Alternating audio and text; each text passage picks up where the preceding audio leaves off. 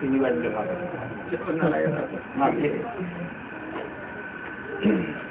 তেতিয়া আপোনালোকক সমাপ্ত দেই ফোন কৰিব খালি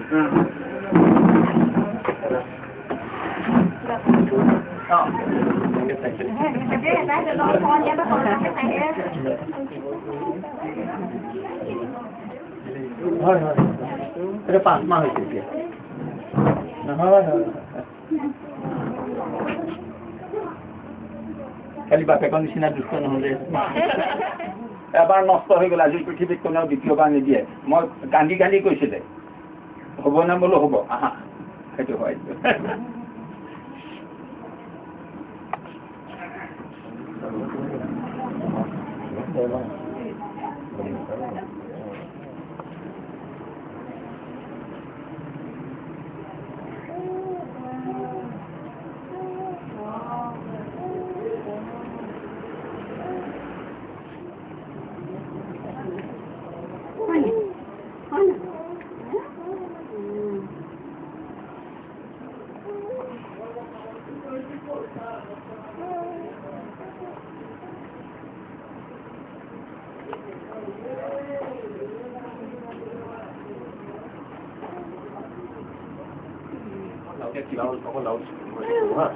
এই ক্ষেত্ৰত যেতিয়া চিকিৎসা কৰিবলৈ আহিছিলে সুধিছিলোঁ আপোনাৰ বয়স কিমান আমাৰ বয়সৰ ওপৰত বহুত কথা থাকে মহিলাসকলৰ 36 বছৰ পাৰ হৈ গ'লে অলপমান চিন্তা হৈ যায় কাৰণ মাহেকীয়াটো থকালৈকেহে সন্তান হ'ব মাহেকীয়া বন্ধ হৈ যোৱাৰ পাছত কোটি টকা লাখ টকা খৰচ কৰিলেও সন্তান নহয় বা তেনেকুৱা চলি আছে গোটেই বিৱৰণীটো লৈ পেলাই মই বোলো মই পাৰিম তেখেতে সন্দেহ কৰি পেলাই বোলে হ'ব বাৰু ছাৰ খাম এইটো ক'লে খোৱালোঁ প্ৰায় 9 মাহ খোৱাৰ পাছত কনচিভ হ'ল হৈ পেলাই কিবা কাৰণত কথা নুশুনে অলপ ৰেষ্ট ল'ব লাগে ৰেষ্ট নল'লে নষ্ট হৈ গ'ল তাৰপৰা ৰাতি 1টা বজাত মোলৈ ফোন কৰিছে তেখেত যেতিয়া আমাৰ ওচৰলৈ আহিছিলে চিকিৎসাৰ কাৰণে শিৱসাগৰ কোন জেগা বুলি কৈছিলে নাম তাৰপৰা যথেষ্টখিনি আহিলে হ'লোঁ এখেতৰ কেছটো অলপ মেজৰ আছিলে তাৰপৰা বয়সৰ কথা সুধিলত ক'লে তেখেতে মই পাৰিম বুলি ভাবিলোঁ আৰু বোলো আহক চেষ্টা কৰক 9 মাহ চেষ্টা কৰা হ'ল কাৰণ 36 বছৰ পাৰ হৈ যোৱাৰ পাছত মহিলাসকলৰ মাহেকীয়া বন্ধ হৈ গ'ল এতিয়া বৰ্তমান দেখিছোঁ চিকিৎসা কৰি থাকে কিন্তু এইটো বৰ অদ্ভুত কথা মাহেকীয়া বন্ধ হৈ যোৱাৰ পাছত সন্তান হোৱাটো একেবাৰে অসম্ভৱ টকা পইচাখিনি খৰচা হয় অযথা কিন্তু আমি পঢ়িলতে সুধি লওঁ সেইটো কথাই যে মাহেকীয়াটো আপোনাৰ ৰেগুলাৰ হৈ আছে নাই 50 বছৰলৈকে যদি মাহেকীয়া ৰেগুলাৰ হৈ থাকে তেতিয়া সন্তান হোৱাৰ কাৰণে চিন্তা নাই আৰু মই নিজে 48 বছৰলৈকে মাহেকীয়া হৈ থকা মানুহক সন্তান দিছোঁ যোৰহাট গায়ন গাঁও বুলি কয় মহিলাগৰাকী 48 বছৰ মতা মানুহজনৰ 62 বছৰ তাৰপৰা এই ক্ষেত্ৰত 9 মাহ যেতিয়া আমি দৰৱ দিলোঁ দৰৱ দিয়াৰ পাছত কনচিভ হ'ল কিবা কাৰণত কথা নুশুনিলে নে কিবা ঘৰুৱাহি কিবা খেলি মেলি নষ্ট হৈ গ'ল ৰাতি 1টা বজাত মোলৈ ফোন কৰিছে কান্দি কান্দি তাৰ মোৰ নষ্ট হৈ গ'ল নষ্ট হ'ল কি হ'ল তোমাৰ সন্তান হ'ব নহয় বোলে কেনেকৈ হ'ব মই বোলো এবাৰহে পইচা লওঁ 10 বাৰ পইচা নলওঁ তোমাৰ সন্তান দিহে এটা ল'ৰা দিম সেই তেতিয়া ল'ৰা হ'ল তাৰপাছত আকৌ 8 মাহ নে 9 মাহ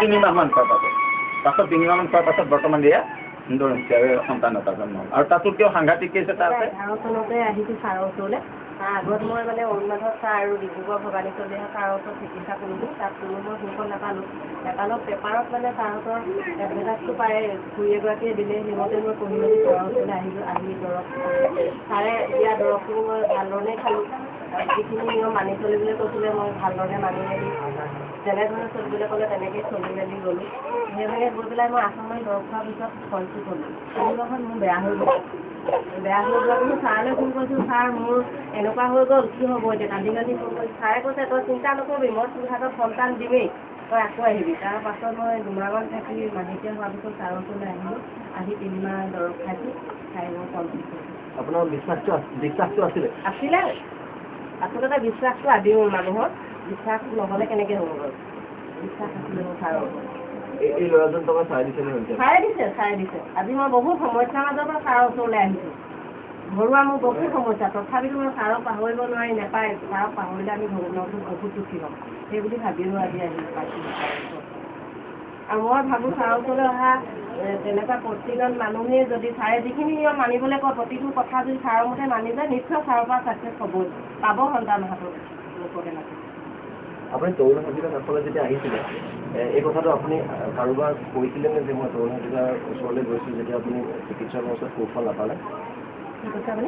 আপুনি বেলেগ অন্যান্য চিকিৎসকৰ ওচৰত যেতিয়া গৈ সুফল নাপালে তৰুণ হাজৰিকাৰ ওচৰলৈ যেতিয়া আহিলে এই কথাটো আপুনি ঘৰৰ আৰু কৈছোঁ মই প্ৰথমবাৰ যেতিয়া কনচেপ্ট হৈছোঁ তেতিয়া মানুহে মানে গম পাই মোৰ ওচৰলৈ প্ৰায় 2জনমান মানুহ গৈছে, তেতিয়া গৈ সুধিছে মই কৈছোঁ তেতিয়া কিছুমান মানুহৰ ভুল ধাৰণাও হয়, মোক কৈছে ছাৰৰ ওচৰত বৰ ডাঙৰ বিল্ডিং এটা বনাই আছে, কৈছোঁ ছাৰ মই ছাৰৰ ঘৰৰ ওচৰত বিল্ডিং বনাই আছোঁ যদিও দেখা নাই, আপোনালোকে আচৰিত খাব, মই ছাৰৰ ঘৰলৈ যাওঁ মোৰ নিজৰ কামত যাওঁ একাগ্ৰতাই গৈ মই দৰৱ পাতি খাই মেলি ঘূৰি আহোঁ, নেক্সট কোবাত মই যেতিয়া আহিছোঁ তেতিয়াহে যে ছাৰহঁতে এটা ঘৰ বনাইছে মই দেখিছোঁ, আচৰিত কথা মানুহবোৰে বহুতে বিশ্বাসত নলয়, মই কওঁ আপোনালোকে মানি ল'বচোন, আৰু ছাৰে কয় নিয়মখিনি আপোনালোকে জানি বুজি ল'ব।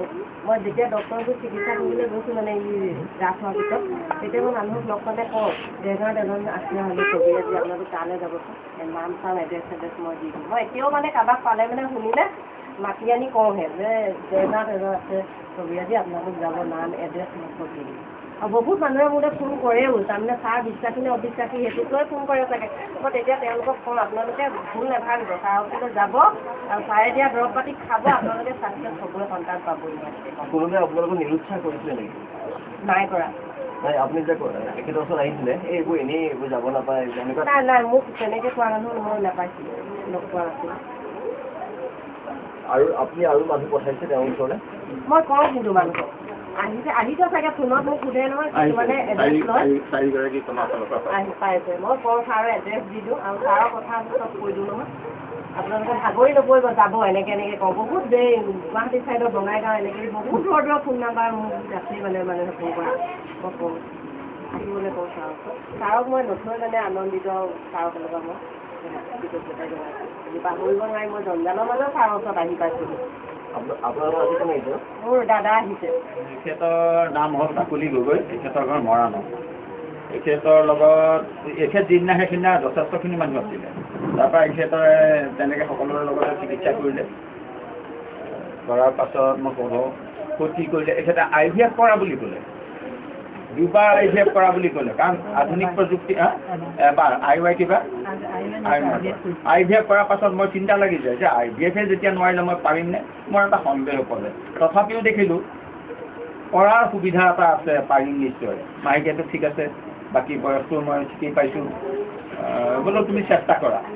এতিয়া দৰৱ দিওঁতে কিন্তু কিহত বিজুতি ঘটি আছিলে নাজানো, বহুত সময় ল'লে, 18 মাহ ঔষধ খোৱা ব্যক্তি এই এগৰাকী পাইছোঁ, এখেতে লাষ্টত সুধিলে ছাৰ কওক সঁচা কথা কওক, ইমান দূৰ মই টকা পইচা খৰচা কৰি আহিব পাৰোঁ নে নোৱাৰোঁ নাজানো, হ'বনে নাই কওক, মোক একদম ভালকৈ কৈছে, টানিয়ে কৈছে, মই বোলো তোমাৰ হ'ব গতিকে মই মাতিছোঁ তুমি ধৈৰ্য ধৰা, বোলে হ'ব যদি আহি থাকিম ছাৰ আৰু এবছৰ আহিম, কাৰণ IVF কৰিছিলে, অলপ IVF কৰিলে আমাৰ কাৰণে অকণমান সমস্যাই দেখা দিয়ে, তাৰপাছত যি মাহত কৈছে সেই মাহে কনচিভ হৈছে, এতিয়া বৰ্তমান IVF কৰিলে আপোনালোকৰ সমস্যা হ'ল বুলি ক'লে কি হয়? IVF তাৰমানে কি হ'ল, বস্তুটো য'ত উৎপত্তি হয়, য'ত আমাৰ জন্মস্থলী তাতে IVF মানে নাজানো ফুল মিনিংটো, কেইজনমান ব্যক্তিয়ে ক'লে বাৰু সেইটো কথা, অলপ তেনেকুৱা আধুনিক প্ৰযুক্তি প্ৰয়োগ কৰে তাতে, মানে IVF কৰিব নালাগে, তাতকৈ আপোনাৰ ওচৰত আহিব লাগে, সেইটো 100বাৰ কওঁ, কিন্তু বয়সৰ ওপৰত বহুত কথা, কি কথা যে কম বয়সত IVF কৰিব নালাগে মোৰ ফালৰ পৰা, কিন্তু এই মহিলাগৰাকী আৰু কি কৈছে কিমান মাহৰ পিছত হ'ল? 18 মাহ। আপোনালোকক শুনিব কথাখিনি, আপুনি কেনেকৈ এখেতৰ কাষলৈ আহিলে? মোৰ দেউতা ঢুকাইছিলে 2009 চনত দেউতা ঢুকোৱাৰ পিছত মই মাক খবৰ ল'বৰ কাৰণে মা ঘৰলৈ গুচি গৈছিলে, মানো কেনেকৈ আছে, তেতিয়া মায়ে ক'লে যে ডাঙৰভনী ইয়াতে এডভাৰটাইজ এটা পাইছোঁ, মই এডভাৰটাইজ এটা পাইছোঁ চাবিচোন, সেইদিনা মোৰ অসুবিধা হোৱা 3 দিন আছিলে, আচলতে এখেতৰ 3 দিনত চাব লাগে, মোৰতো মা ঘৰত আছিলোঁ, পিছদিনাখনি মই ছাৰৰ ওচৰলৈ গুচি আহিলোঁ, ছাৰক ক'লে ছাৰ মোৰ এনেকুৱা কণ্ডিশ্যন IVF ছাৰে কৈছে তোমাৰ হ'ব এনেকৈ ক'লে, হ'ব যদি মই চিকিৎসা কৰিব লাগে, চিকিৎসা কৰি বোলে আহি থাকোঁ মৰাণৰ পৰা ভাগৰো লাগে, কেতিয়াবা ঘৰুৱা কিছুমান সমস্যা থাকে, সমস্যাবোৰ থকাৰ পাছত যে এদিন ছাৰক ক'লোঁ ছাৰ মোৰ ল'ৰা ছোৱালী হ'বলৈ নহয় আপুনি একদম সঁচাকৈ কৈ দিয়ক যদি নহয় তেতিয়াহ'লে মই চিকিৎসা নকৰোঁ তো কেতিয়াও ছাৰ আপোনাক এনেকুৱা লাগে মই নি পিনি আপোনাক যোনটো মৰাণত ঘৰ বনাই ল'ম এনেকুৱা নিচিনা লাগি যায় আপোনাক চাওক কৈছোঁ তাৰপিছত তুমি একো চিন্তা নকৰিবা মাহেকৰ মূৰত ভগৱানৰ নামত মন্দিৰলৈ এদিন আহিছোঁ বুলি তুমি ভাবি ধৈৰ্য সহকাৰে বিশ্বাসেৰে মোৰ ওচৰলৈ আহা তাৰ পিছৰবাৰতে মাহতে মানে কৈছে যে বাখৰো আছিলে বাখৰো কৈছে এই মানুহজনী কেলৈ হোৱা নাই ইমান দিনলৈকে এইবাৰ চলাই খুব মানে কাৰাকে দৰৱটো দিলোঁ মানুহে কৈছে সেইবাৰতে মানে ছাৰে কৈছে হ'বই লাগিব বুলি তাত 2 মাহতে মোক কৈছে এয়া ছোৱালী তাৰমানে কি ভগৱানৰ আন এটা নাম হৈছে তৰুণ হাজৰিকা ছাৰ কৃষ্ণ মই মানে এইটো পঢ়োতে খেলা আৰু মই কনচিভ কৰাৰ আগত মই যিমান দিন দৰৱ খাইছোঁ মই ভগৱানক এটাই প্ৰাৰ্থনা কৰোঁ ভগৱান তুমি সকলোকে ভালে কুশলে ৰাখা সকলোকে ভালে কুশলে ৰাখা কিন্তু তৰুণ হাজৰিকা চাওক সফল হ'বলৈ ঘুমতি যায় তৰুণ হাজৰিকা তাৰ সফল হ'লে আমাৰ সন্তান হ'ব কাৰণ তেওঁ চিকিৎসা যিখিনি আগবঢ়ায় তেওঁ চিকিৎসাখিনি আগবঢ়ালে আমি সফল হ'ম সেইকাৰণে এটাই প্ৰাৰ্থনা কৰোঁ ভগৱান আপুনি মই 1000বাৰ প্ৰাৰ্থনা কৰোঁ প্ৰতিবাৰ প্ৰাৰ্থনা কৰোঁ তৰুণ হাজৰিকা ছাৰ আপুনি ভালে কুশলে থাকক আপোনাৰ পৰিয়াল ভালে কুশলে থাকক আমাৰ যিখিনি চিকিৎসা পদ্ধতি সেই চিকিৎসা পদ্ধতিখিনি মানে সফল আৰু আপুনি মাজতে নিৰাশ হৈছিলে নেকি মানুহজন অকণমান নিৰাশ হয় এনেকুৱা হৈ গৈছিলে মই এনেকুৱা ভাৱ আহি গৈছিল বাচ্ছাটো কিনি দিয়ে তেখেতে কৈছে তুমি কেলৈ অধৈৰ্য হৈছা মানুহে বহুত কথা কয় ঘৰুৱা কিছুমান অশান্তি পাওঁ মই তেখেতে কৈছে তুমি একো চিন্তা নকৰিবা তাৰপিছত ছাৰৰ এডভাৰটাইজটো পাই ছাৰ সফল আপুনি নিৰাশ হৈছিলে বুলি কৈছিলে কি কাৰণে নিৰাশ হৈছিলে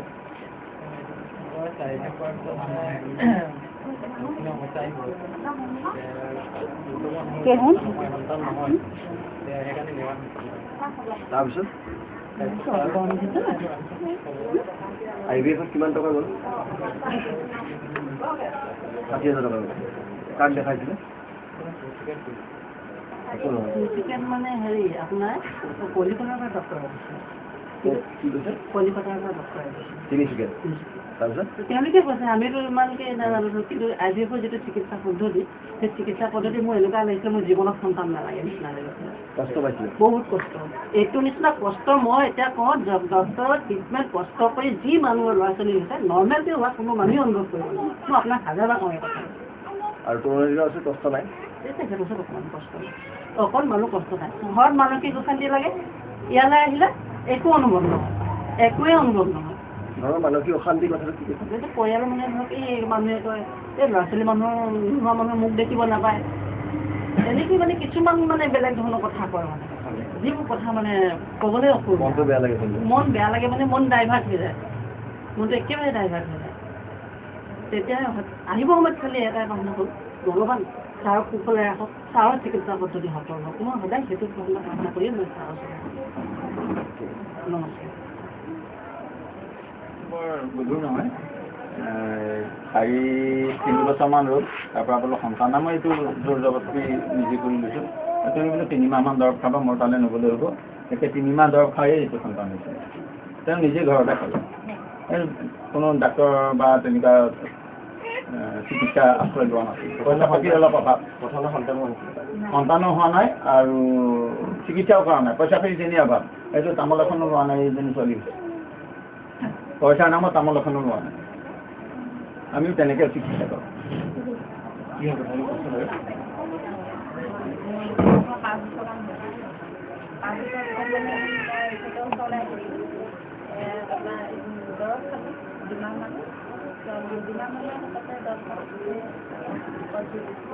আপোনাৰ আগতে হোৱা নাছিলে ডক্টৰৰ ওচৰত যোৱা নাছিলে ডক্টৰৰ ওচৰত কি হৈছে নেকি তেখেতে কিমান টকা তৰুণ হাজৰিকা কেইটকা কি দিলে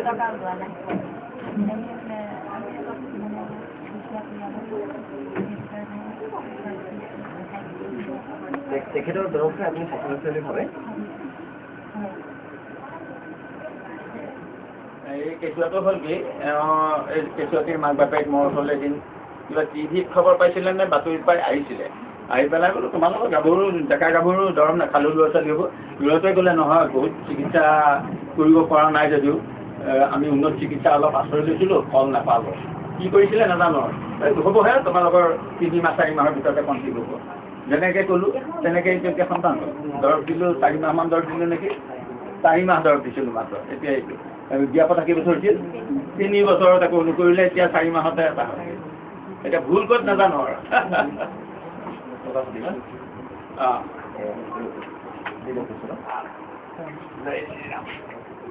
দীঘলকৈ ক'ব আপুনি প্ৰথম কি সমস্যা হৈছিলে ভাবিছিলে আমাৰ বিয়া পতাৰ 2 বছৰ পিছত হৈছিল সন্তান হোৱা নাছিলে মানে কনচিভ হৈছিল তাৰপিছত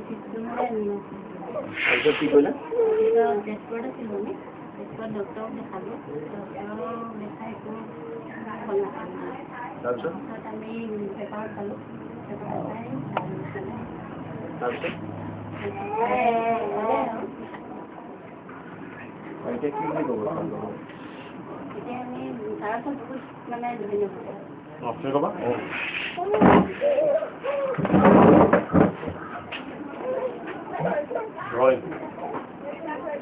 কেৱল মাতৃসকলে নহয় পিতৃসকলো সমানে আনন্দিত হৈ আছে আমাৰ হাতত কেইবাজনী পিতৃ আছে অকণমান তেওঁলোকৰ সৈতে কথা পাতোঁ প্ৰথম অনুভৱ কি হ'ব আপোনাৰ কেতিয়াবা আশা কৰিছেনে এনেকুৱা এটা সফলতা আহিব আশা কৰিছিলোঁ মই ছাৰৰ ওচৰলৈ আহি পেলাই সেই আশাটো প্ৰথম কেনেকৈ গম পালে আৰু প্ৰথম গম পাইছিলোঁ মই প্ৰথমতে একচুৱেলি মোৰ কনচিভ হৈছিলে হোৱাৰ পিছত কি হ'ল নষ্ট হৈ গ'ল তাৰপিছত নষ্ট হোৱাৰ পিছত আমি তেজপুৰত আছিলোঁ মই তেজপুৰত ছাৰক দেখাইছিলোঁ ডাক্তৰে ফুড ডক্টৰ চব বুজি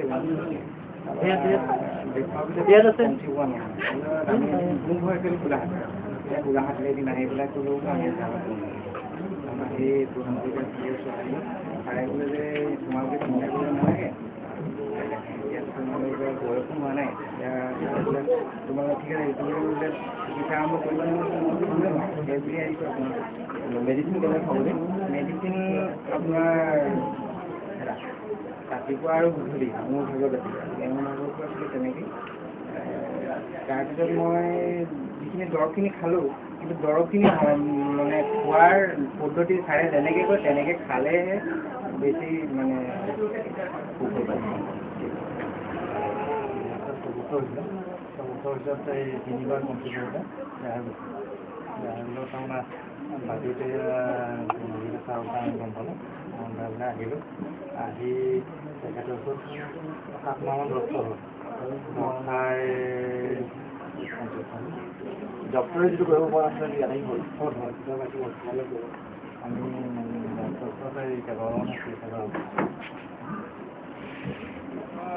যেতিয়া এখেতসকল আহিছিলে আগত ওচৰততো বহুত মানুহ থাকে মাতিলৈ বোলো আহক আপুনি ক'ৰ পৰা আহিছে বোলে যোৰহাট চিমিজানৰ পৰা আহিছোঁ বিয়া পতা কিমান বছৰ হ'ল বোলে মোৰ 6 বছৰ হ'ল বোলে এতিয়া 7 বছৰে হ'ল আৰু ল'ৰা ছোৱালী এবাৰ হোৱা নাই বোলে হোৱা নাই চিকিৎসা আৰম্ভ কৰিব পাৰে তাৰপৰা মহিলাগৰাকীৰ অলপ ভিতৰুৱা অসুখ অলপ জটিল অসুখ এটা আছিলে পুৰুষৰো গণ্ডগোল আছে দুইটা ঠিক কৰোঁতে প্ৰায় 7-8 মাহ লাগি গ'ল এইখিনি মানে সৰু সুৰা বেমাৰখিনি আমি ঠিক কৰি লওঁ তাৰপাছত সন্তান সম্ভাৱনা কৰোঁ কনচিভ হ'ল তেওঁ 9 মাহত নে 7 মাহত 7 মাহত কনচিভ হ'ল কি কাৰণত কথা নুশুনিলে নেকি মানে বেড ৰেষ্ট ল'ব লাগে নল'লে আকৌ নষ্ট কৰিলে কাৰণ আমি এবাৰ পইচা লৈ 2বাৰ পইচা নলওঁ এইটো এটা ডাঙৰ সমস্যা বোলো তোমালোকৰ এতিয়া নষ্ট হ'ল হয় চিন্তা কৰিব নালাগে আকৌ পাবা এইটো লাগে পাছত কেইমাহ খালা আকৌ 3 মাহ 5 মাহ পাছত 5 মাহ খাইছে এইটো সন্তান হৈছে সেই 5 মাহৰ আমি এটকাও নলওঁ তামোল এখনো নলওঁ কেছটো জটিল আছিলে যিটো আপোনাৰ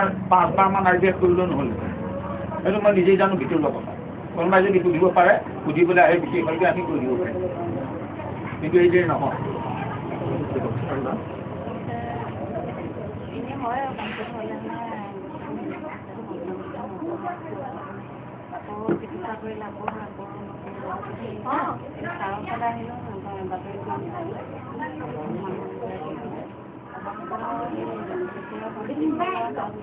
আৰু ডাক্তৰ চিকিৎসা কৰিবলৈ ছাৰৰ ফালে আহিলে তাৰ আগতে আপুনি ডক্টৰ চিকিৎসা কৰিছিলে কিমান কৰিছে আৰু দীঘলীয়াকৈ কওকচোন কি হৈছে তাৰ আগতে কি কৰিছিলে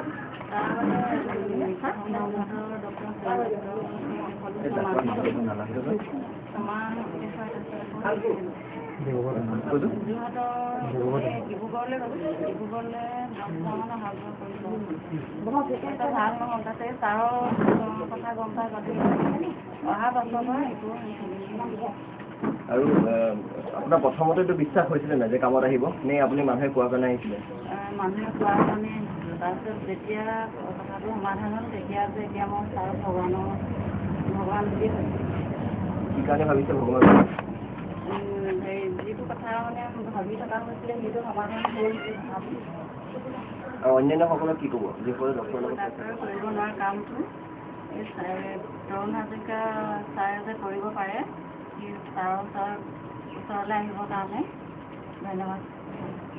মই কথা এটা ক'ম বুলি যদি সন্তান হোৱাসকলৰতো হয়েই আৰু কনচিভ হোৱাৰ ভিতৰতো এইগৰাকী তিতাবৰ আমাৰ CM ছাৰৰ গাঁৱৰ ওচৰৰে তেখেতসকলে যিটো পৰিস্থিতি পইচা পাতি খুব কম থকা মানুহ বৰ্তমান এতিয়া 7 মাহ 6 মাহ গৰ্ভধাৰণ হৈ আছে ন 6 মাহ গৰ্ভধাৰণ হৈ আছে 7 মাহত লাগিছেগৈ আৰু সুচাৰুৰূপে সন্তান এটা হোৱাবলৈ মই আগবাঢ়ি আছোঁ।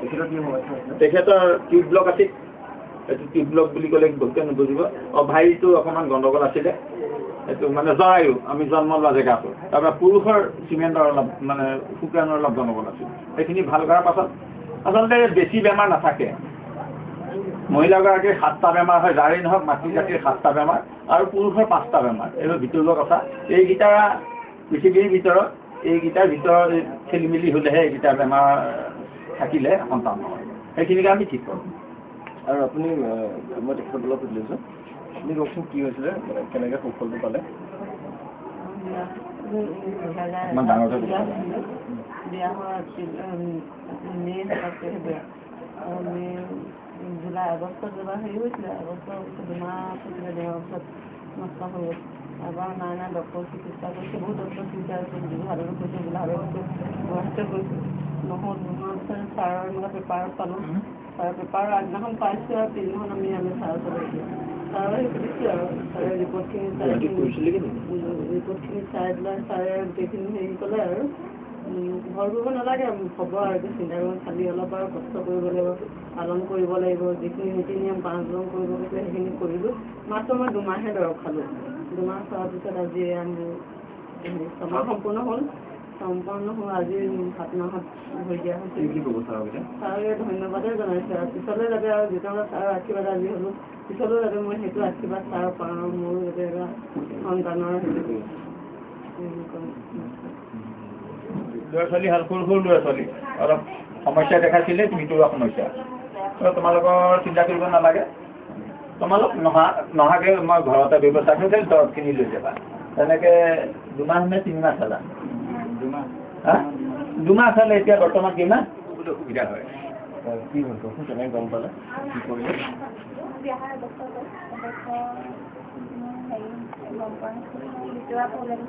তাৰপিছত মই বৰ্তাই হয় বাৰু আহি ক'লোঁ বৰ্তাৰক চিন্তা কৰিব নালাগে, মই দি পঠাম তথাপি আৰু দৰৱ খাবা মই হেৰি পাইছোঁ। এতিয়া 7 মাহ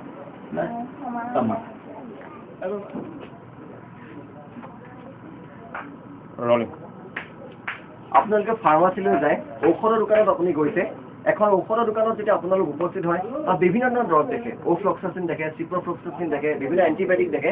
কিন্তু আজি মই আপোনাক এখন বিশেষ ফাৰ্মাচীলৈ লৈ আহিছোঁ। এইখন ঔষধৰ দোকান অলপ সুকীয়া। ইয়াত আপুনি অ'ফ্লক্সাচিন বা চিপ্ৰফ্লক্সাচিন বা গেটিফ্লক্সাচিন আপুনি নেদেখে। তাৰ পৰিৱৰ্তে ইয়াৰ যিবিলাক বৈয়াম আছে তাত লিখা থাকে কালাচূড়া, NM চূড়া, পিপলি, শুভ্ৰা ভস্ম, মিশ্ৰ চূৰ্ণ, অৰ্চা, দক্ষুৰ চূৰ্ণ, MG চূৰ্ণ। এই ধৰণৰ ফাৰ্মাচী হয়তো আপুনি পূৰ্বে দেখা নাই। আৰু এইখন ফাৰ্মাচী দেৰগাঁৱৰ আছে আৰু আমি আজি আপোনাক লৈ আহিছোঁ সেইখন ফাৰ্মাচীলৈ। এইখন ফাৰ্মাচীৰ এই ঔষধসমূহ কিদৰে তৈয়াৰ কৰা হয় সেয়া আপোনালোকক আমি দেখুৱাম।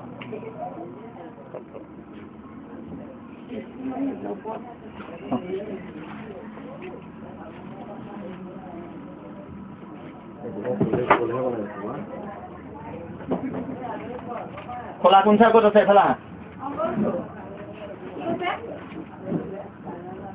লৈ আহা।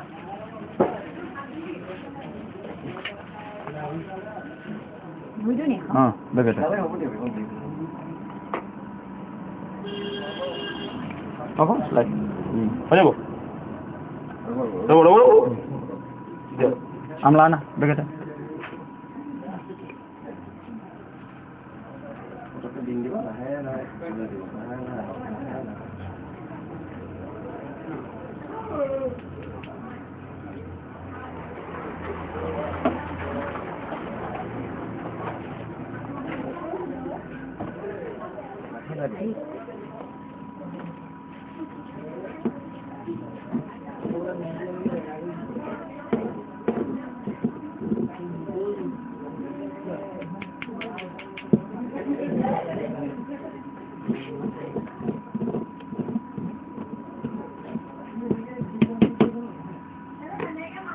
আৰু কিছু সময় সব আকৌ দিব লাগে বতাই ন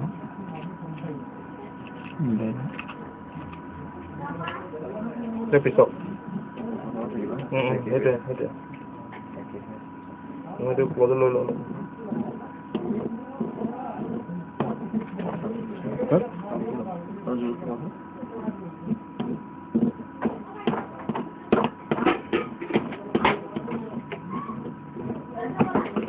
আপোনাৰ বা চুগাৰৰ যদি গণ্ডগোল আছে কোনো চাইড এফেক্ট নাই ৰিয়েকশ্যন নাই অকণমান খাই চাওক আপুনি চপ্তা লৈ ল'ব প্ৰথম চপ্তাটো লৈ ল'ম আৰু অলপ পিছি দেখাওক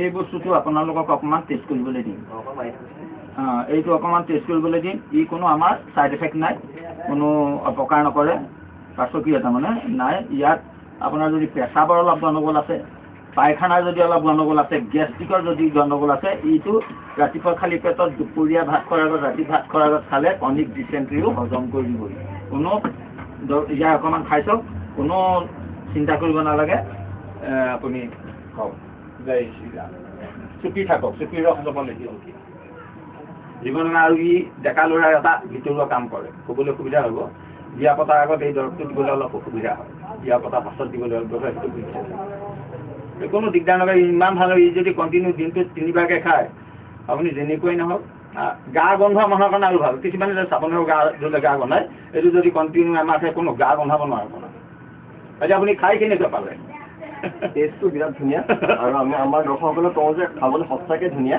আৰু ইমান ধুনীয়া টেষ্ট বুলি মই প্ৰথমতে ভবা নাছিলোঁ খাবলৈ বৰ ধুনীয়া ঠিকেই আছে ইয়াত আমাৰ এতিয়া চুক্ৰিয়া ভস্ম বুলি এটা বস্তু আছে এতিয়া দৰৱটো ক'বলৈ সুবিধা হ'ব নহয় তাৰপৰা কিন্তু আমলা আছে তাৰমানে আমলখিৰ পৰা চূৰ্ণ যিটো বনোৱা যায় বাকীখিনি নাপাওঁ আৰু ঠিক আছে আৰু আপুনিও অকণমান খাই চাওক এজনে খালে বোলে মোক নিদিলে কিয় চাওক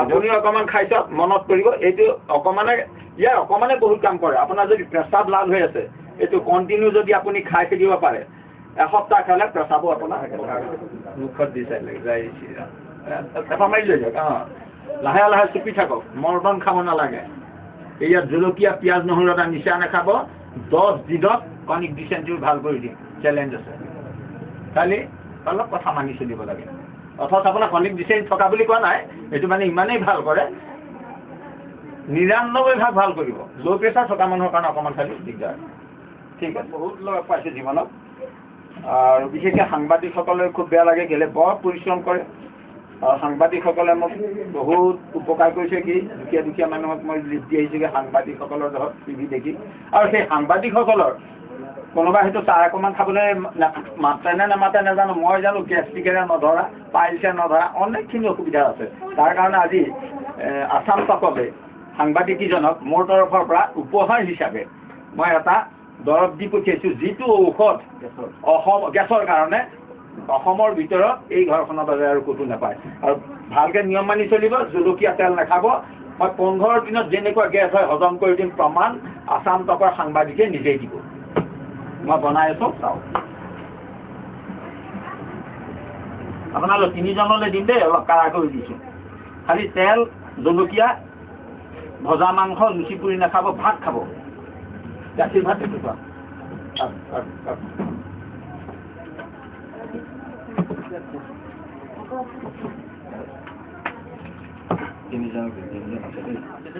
আপোনাক দেখুৱাম এইটো, ইয়াত মানুহে যে কয় যাদু খেল, আমাৰ এই দৰৱৰ যাদু খেল এটা আছে। মই এতিয়া অকণমান আপোনাক আকৌ পৃথক কৰি লওঁ। এই বগা বস্তুটো আঁতৰাই দিলোঁ দেই। এতিয়া আপোনাক এইটো দিছিলোঁ নহয়নে?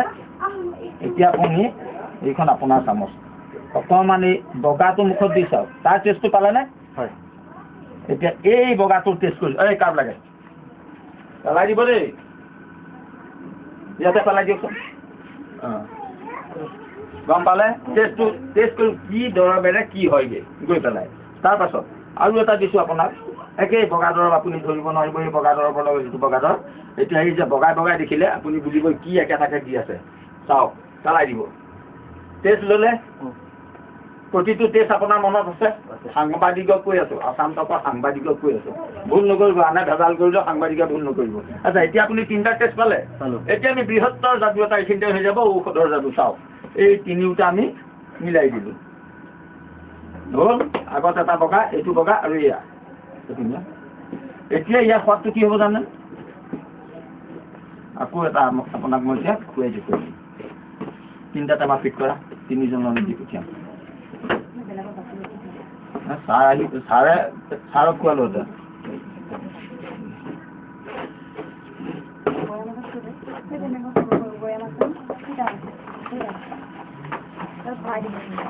ঔষধত হাত পাত লগাটো ভাল নহয়, আমি নিজে প্ৰস্তুত কৰোঁ এইবিলাক।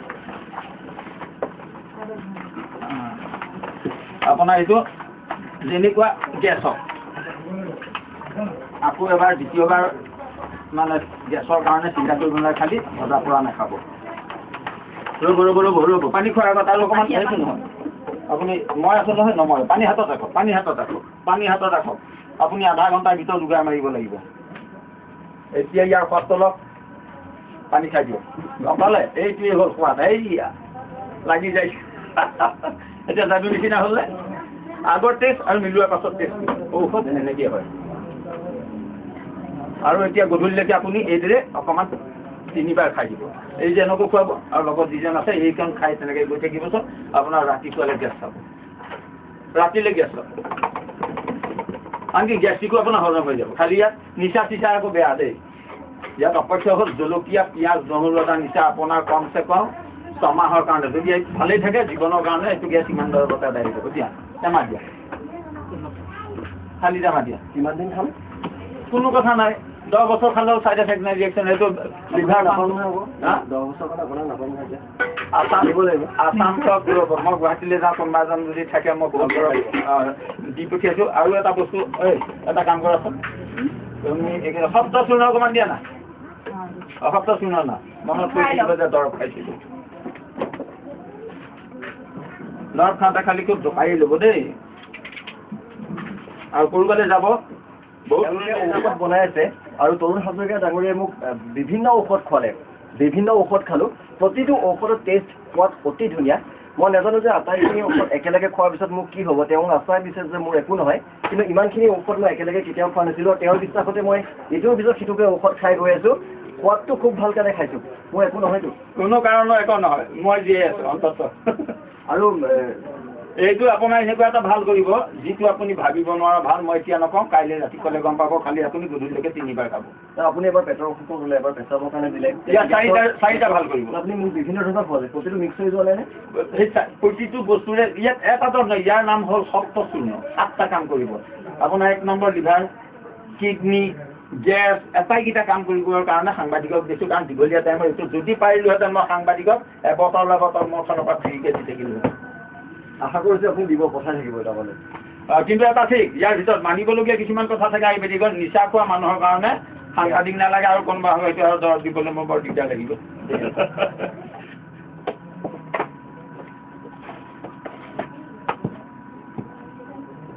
মই অকণমান চেষ্টা কৰি ল'ব লাগিব। কলম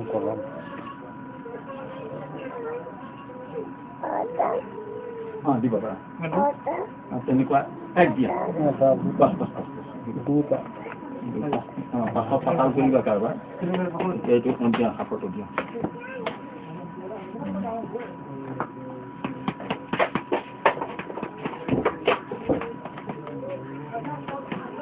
এইটো আকৌ 4 বাৰ খুৱাব লাগিব দেই 4টা মানিব লাগিব ইয়াত অপাৰেশ্যন কেছ ভাল হয় তাৰপিছত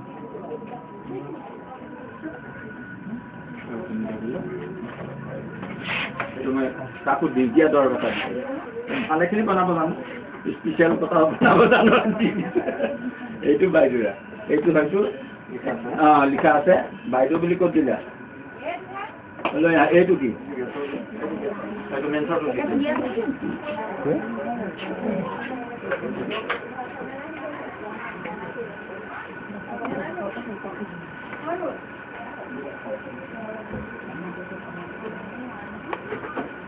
ইয়াত এটা কথা লিখিলে আৰু কিবা খাব লাগিব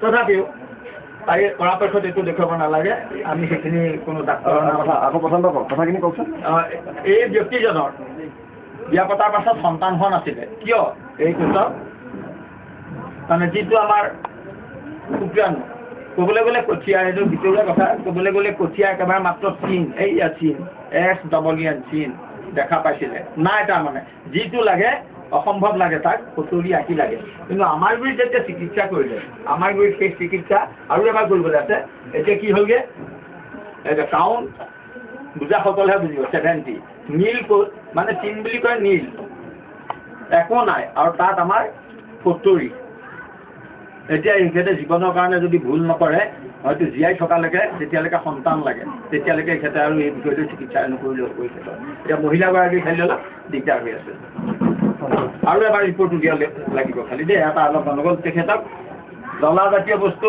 ভজা জাতীয় বস্তু নিদিব কামটো হৈ লওক তাৰপাছত পিঠাই খাই দিব নিচা খাই নেকি বাৰু বহুত ধন্যবাদ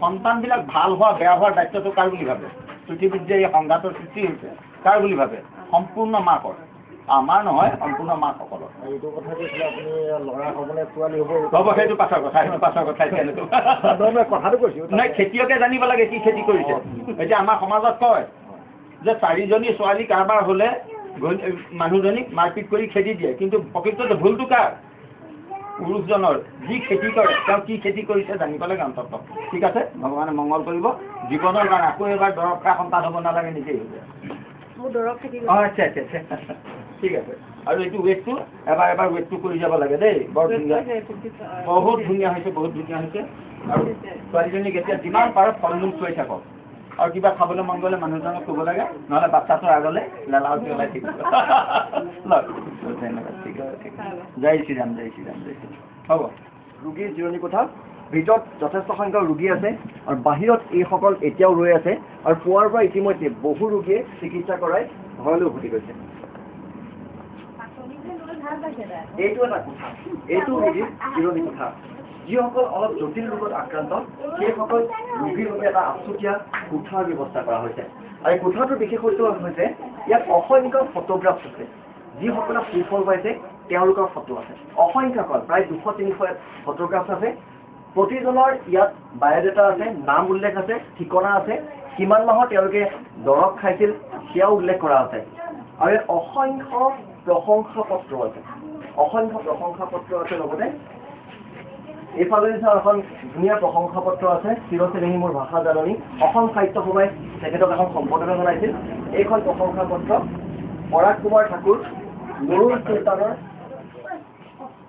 এখন বিশেষ প্ৰশংসাপত্ৰ হালধীয়া ৰঙৰ এই প্ৰশংসাপত্ৰখনৰ ওপৰত কি লিখা আছে প্ৰথমে দেখাইছো জোকৰ মুখত চূণ সানিলে হাজৰিকাদেৱৰ কবিৰাজী চিকিৎসাই জোকৰ মুখত চূণ সানিলে তৰুণ হাজৰিকাই আৰু তলত যাৰ নাম উল্লেখ আছে তেওঁ হৈছে অজিত শইকীয়া শ্ৰীমতী মীৰা শইকীয়া ৰাংঢালী গোলাঘাট এওঁলোকে এইখন তৰুণ হাজৰিকাক দিছে আৰু তাত দুটা শাৰী মই অকণমান পঢ়ি দিব বিচাৰিছো ইয়াত লিখা আছে চিকিৎসকৰ পৰামৰ্শ অনুসৰি দুবাৰ IUI আৰু দুবাৰ IVF কৰি মই সুফল নাপালো নামঘৰ মন্দিৰ আদিতো আশীৰ্বাদ বিচাৰি পূজা অৰ্চনা কৰিছিলো ভাবিছিলো ভগৱানে চকু মেলি চাব আৰু আমাৰ দুদিনৰ অন্ত পৰিব এনেকৈ দিনবোৰ গৈ থাকিল লাহে লাহে মন ভাগৰি পৰিছিল মই বাৰান্দাত বহি ভাবিছিলো আমাৰ ক'ত ভুল হৈছে তাৰপিছতে উল্লেখ কৰিছে যে মই তৰুণ হাজৰিকাদেৱক লগ পালো আৰু তৰুণ হাজৰিকাদেৱক লগ পোৱাৰ পিছতেই তলত উল্লেখ কৰিছে এইদৰে মাত্ৰ 7 মাহত আমাৰ ভুলৰ বাবে গৰ্ভনষ্ট হোৱাত আমি প্ৰথম ভয় কৰিছিলো যদিও তাৰৰ আশীৰ্বাদত সকলো সম্ভৱ হয় আৰু মাত্ৰ 16 মাহৰ চিকিৎসাৰ অন্তত আমি কৃতকাৰ্য হলো এইখন এখন ধুনীয়া প্ৰশংসাপত্ৰ দিয়া আছে উল্লেখ আছে কোনে দিছে মই অকণমান তৰুণ হাজৰিকা বিচাৰিছো এইখনৰ কোনে লিখিছে কিয় লিখিছে আৰু ইয়াৰ কাৰণটো কি ঘটনাটো কি তেখেতৰ কথা হ'ল কি বৰ বেছি দিন নহয় গোলাঘাট এইখিনিত কি জেগা বুলি কয় এখেতৰ ঘৰলৈ গৈছিলোঁ তেখেতসকলে ইয়ালৈ আহি যেতিয়া চিকিৎসা আৰম্ভ কৰে একো কথা বতৰা নাপাতে ৰাইজৰ লগতে বহি দৰৱ পাতি খাই থাকে মানুহগৰাকী অন্ততঃ 42 বছৰ হ'ল তেখেতসকলে যেতিয়া লাষ্টত মানুহ কমে সেহত মই সোধোঁ আপোনালোকে ক'ত ক'ত চিকিৎসা কৰিছিলে চিকিৎসাৰ কথা নক'ব আৰু মোৰ জীৱনটো শেষ হৈ আহিল মই নহয় কওকচোন মই সুধিছোঁ বোলে আপোনাক ক'লে আপুনি সেইখিনি একো আও নাপাব কাৰণ আধুনিক প্ৰযুক্তি শেষ চিকিৎসা কৰি আহিলোঁ মই বুজা নাই ক'ত কৰিলে বোলে গুৱাহাটীত কৰিলোঁ কি কৰিলে বোলে এইটো ক'বলৈ অসুবিধা নাই IVF নাজানো সেইখিনি কৰি আহিলে IVF দুবাৰ কৰিছে IVF হয় 4বাৰ নে 5বাৰ কিবা এটা কৰিলে মইতো সেইটো মোৰ গুৰুত্ব নাই মোৰ লাগে মাত্ৰ বাচ্চা হ'ব লাগে আমাৰ ধান্দা আমাৰ আচলতে আহি পেলাই মই চিকিৎসা কৰিলোঁ দেখিলোঁ কাগজ পত্ৰ অলপমান যিখিনি বিলক্ষী ধৰি চাব জানো তেতিয়া গম পালোঁ ধুনীয়াকৈ হ'ব কথা নাই দেৰি হ'লেতো সন্তান হ'বই এতিয়া 9 মাহ চিকিৎসা কৰিলে কনচিভ হৈ গ'ল মানে গৰ্ভধাৰণ হ'ল কিন্তু কিবা ভুলবশতঃ নষ্ট হৈ গ'ল আহি পেলাই ৰাতিপুৱা আহি তেখেতে ক'লে মোৰ নাৰীজাল শুদ্ধ হ'ল মোৰ নষ্ট হৈ গ'ল মই যাওঁগৈ চোতাল পালেগৈ মই মাতি ধৰিলোঁ সেই এফালে আহক জোকৰ মুখত চূণ সানিলে তেতিয়া তেখেতে ক'লে নহয় সেইটো পাছৰ কথা এইটো পাছৰ পৰ্যায়ত যেতিয়া তেখেত সেইটোৱে হ'ল হোৱাৰ পাছত তেখেত আহিল মই বোলো আপুনি কনচিভ গৰ্ভধাৰণ মই কৰোৱাই দিম সন্তান এটা হোৱা তাৰপৰা তেনেকৈ 4-5 মাহ হ'ল হোৱাৰ পাছত 7 মাহত ধৰক কনচিভ হৈ গ'ল কনচিভ হোৱাৰ পাছত তেখেতক আল্ট্ৰাচাউণ্ড কৰিবলৈ দিলোঁ আল্ট্ৰাচাউণ্ড কৰিবলৈ দি মানুহজন আহি ইয়াত হিমনীয়াকাৰী বহুত কথা ক'লে বুজিছে মোৰ মাইকী মানুহক খাচী ছাগলী বুলি ভাবে বাজি ছাগলী খাবলৈ ভাল বুলি কয় মোৰ বংশ পৰিয়ালে বাহিৰ কৰি দিলে এতিয়াও বৰগছ এজোপা তলত ঘৰটো আছে অসম্ভৱ বোলে আপুনি যে জোকৰ মুখত চূণ দিলে মই বাচি গ'লোঁ বোলে জোক মানে চিকিৎসক নহয় বুলি এই শাৰীটো তেখেতে লিখিছে মই অকণ পঢ়ি দিছোঁ তলত লিখা আছে এই শুভ খবৰ অৰ্থাৎ তেখেতৰ সন্তান হ'ল এই শুভ খবৰটো আমাৰ তাচ্ছিল্য কৰা সকলৰ কাণত পৰাকৈ চিঞৰি চিঞৰি ক'বলৈ মন গৈছিল আমি অতি আনন্দৰে হাজৰিকাদেৱৰ শ্ৰীচৰণত কৃতাৰ্থ হৈ পৰিছিলোঁ ছাৰৰ কবিৰাজী চিকিৎসাই আমাক জোকৰ মুখত চূণ সানিবলৈ সক্ষম কৰি তুলিছিল মহামান্য এই কবিৰাজ দেৱলৈ আমাৰ সহস্ৰ প্ৰণাম আৰু আমি আজি দেখিছিলোঁ যথেষ্ট সংখ্যক যে আপোনাৰ আশীৰ্বাদ লৈছে কিন্তু আপোনাক সেৱা কৰিছে ভৰি চুইছে আচলতে মই সেইবিলাক কৰিলে আগে যাওঁ আমি মানুহ আপুনি আপোনাৰ চিকিৎসাৰ ব্যয়টো কিমান চিকিৎসাৰ ব্যয় যথেষ্ট আছে আমি 6 মাহমান পইচা লওঁ 3,000 4,000 5,000 মাহে মাহ দৰৱৰ দাম এটা সন্তান হয় আমাৰ 1.5 লাখ 2 লাখ টকা কিমান হয় এতিয়া তামোল এখন নোহোৱাকৈতো চিকিৎসা কৰিছোঁ মেক্সিমাম আপোনাৰ মেজৰ কেছলৈ 40,000লৈকে যায় 6 মাহ খৰচৰ ভিতৰত যেতিয়ালৈকে বাচ্চাটো নহয় আৰু মিনিমাম 3,000 তামোল এখন নোলোৱাকৈ ইয়াত এতিয়া 15টা মান আছে ল'ৰা ছোৱালী তামোল এখনো লোৱা নাই আনকি মই 300 টকা আকৌ দিছোঁহে তেওঁ মুদ্ৰাবলৈ আমি দুটা ৰোগীৰ জিৰণি কোঠা দেখুৱালোঁ আমি ভিতৰলৈ যাম এতিয়া আমি সৰু সৰু ল'ৰা ছোৱালীৰ ফটো দেখোঁ এখন ধুনীয়া কেলেণ্ডাৰ দেখোঁ কোনোবা দৰৱৰ কোম্পানী সেইখন কেলেণ্ডাৰ দিছে টেবুলতো আমি দৰবৰ কোম্পানীয়ে স্পন্সৰভাৱে দিয়া বিভিন্ন বস্তু দেখোঁ, কিন্তু এইখন হাজৰিকাদেৱৰ এইখন চেম্বাৰত তেনে সামগ্ৰী নাই। তেওঁ যথেষ্ট ভগৱানক বিশ্বাস কৰে আৰু কেউপিনে কেৱল ভগৱানৰ ফটোগ্ৰাফ আছে। মণিচালৰ গুটিও মই দেখিছোঁ। আমি সুধিম যে মণিচালৰ ৰুদ্ৰাক্ষ গুটি মোক সেৱা কৰিব। ৰুদ্ৰাক্ষ গুটি ইয়াত আছে, অন্যান্য সামগ্ৰী আছে। 10 টকীয়া এখন টকাও থৈ দিছে, কেইজন খুচুৰা পইচাও তেওঁ থৈছে। এইবিলাকৰ মহত্ব কি? তেওঁ চিকিৎসা লগত ইয়াৰ মহত্ব কিবা আছে? স্মৃতি হিচাপে মই প্ৰায় 3000 মান টকা আছে। দেউতা পোষ্টমাষ্টাৰ আছিলে আৰু আমি বিৰাট খেতিয়ক। এতিয়াও বছৰেকত 3 লাখ টকাৰ ধান বেচোঁ, 4 লাখ টকাৰ ধান বেচোঁ আৰু সেই গতিকে আমি পুৰণা চহকী বুলিব পাৰি, কিন্তু মোৰ অৱস্থা বৰ্তমান এনেকুৱা। আৰু মৌৰা পাখি দেখিছোঁ আমি। সেইটো কৃষ্ণৰ সম্বল বুলি, কৃষ্ণৰ সম্বল গতিকে মানি লওঁ। ককায়ো কৈছিলে, মোক যি শিক্ষা দিছিলে তত মৌৰা পাখি এটা ওচৰত থবি, সেইটো কাৰণে থৈ লওঁ। বহুতে কয় মৌৰা পাখি থলে হেনো ঘৰলৈ ধন আহে, আপুনি সেইটো কাৰণে থৈছে নে? নহয় নহয়, মোৰ সেইটো ধন আহে বুলি বা ধনৰ কাৰণে মানুহ আহে বুলি সেইবিলাক ভুল বিশ্বাস। কিন্তু ইয়াৰ কথা হ'ল কি, আমি গা ধুই উঠি কি কৰোঁ? ভগৱানৰ নাম এটা লওঁ, কিছুমান ধূপ এডাল জ্বলাই, অৰ্থটো তেনেকুৱা। এইটো চেম্বাৰ দেখিলে, কিন্তু অন্যান্য চিকিৎসকসকলৰ যিখন চেম্বাৰৰ লগত যিদৰে এখন ফাৰ্মাচী থাকে, এখেতো এখন ফাৰ্মাচী। মোৰ ভিন্নও হয় সেয়া। ডাঙৰকৈ ক'ব লাগে। আকৌ ভিন্ন চিন্ন ক'ব নালাগে হা, আপুনি কৰ্মচাৰী হিচাপে মই কৈছোঁ না। আকৌ যাওক। তেখেতৰ মানে অকলশৰীয়া দেখি মই তেখেতৰ মানে তেখেতৰ লগত অলপ সহায় সহযোগ কৰি দিছোঁ। আপোনাক এটা দৰমহা দিয়ে বুলি আমি গম পাইছোঁ। দিয়ে দৰমহা ল'বলৈও বেয়া লাগে নহয়। মই নিজৰ তাত যিখিনি মই তেখেতৰ পৰা শিক্ষা ল'ব পাৰোঁ, সেইখিনি মোৰ টকা পইচা বৰ বেয়া লাগে। কিন্তু আজি আমাৰ কেমেৰা আগত বহুতে কিন্তু এইটো কথা স্বীকাৰ কৰিছে। মই তোমাক বেলেগখিনিয়ে ক'ম, আমি ইয়াত মানে বহুত মানুহ পাওঁ আৰু ভাল লাগে মানুহ। ভাল লাগে। কিমান মান হৈছে? তুমি ক'ৰবাত দেখি আহিছা? 1000 বুলিয়ে ক'ব পাৰিম। 1000 মান চাই। আৰু বহুত ভাল লাগে তেওঁলোকে আহে। আনো বাহিৰৰ পৰা আনি বনাওঁ, তেখেতে দেখুৱাই দিয়ে, তেনেকৈ কৰোঁ। আৰু পেচেণ্ট আহে তেনেকৈ চাওঁ, মাতি দিনে বহুত পেচেণ্ট আহে? বহুত পেচেণ্ট। কিমান পেচেণ্ট আহে দিনে? 100 মান হয়নে কেতিয়াবা? হয়, 100 মান হৈ যায়। মই লাইফ মিনিট একদম মনত হৈছে।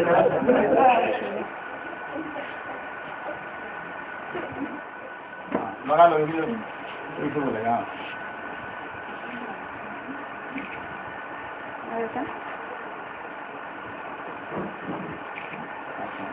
দুইজনৰ মাজত